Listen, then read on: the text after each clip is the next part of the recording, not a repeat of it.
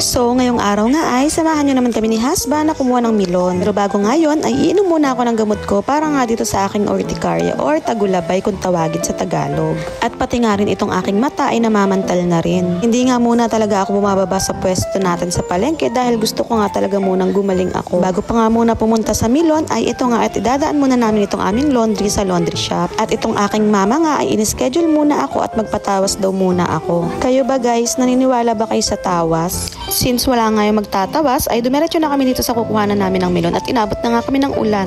Kaya hindi na nga ako bumaba ng sasakyan at si husband na lang yung namili. Ang tagulabay ko nga ay matagal na talaga ito. Mga bata pa lang kami ay may ganito na kami ng kapatid ko. San pa nga yung lips namin or yung anit ang namamaga sa amin or namamantal. Ngayong taon nga na to parang malala yung atake sa akin dahil nga umabot siya ng 10 araw. May mga times nga talaga na hindi ko na kinakaya yung sobrang pangangati. Wala naman akong food allergy kaya hindi ko talaga alam kung bakit nagsimula ito. Sabi nga ng iba ay baka marahil sa panahon ngayon. After nga namin magbaba ng milon ay pauwi na sana kami pero nagyayaya nga itong mama ko na magkape daw muna kami. Sabi ko nga sa kanya since suki naman niya ito sa food packaging supplies itong coffee shop na ito kaya dito na lang kami magkape. In fairness nga ay masarap ang lahat ng kanyang paninda at yung kape niya ay legit na kape talaga kaya kung gusto niyo rin itry ay magpunta lang kayo sa kanilang store dito sa Layunan.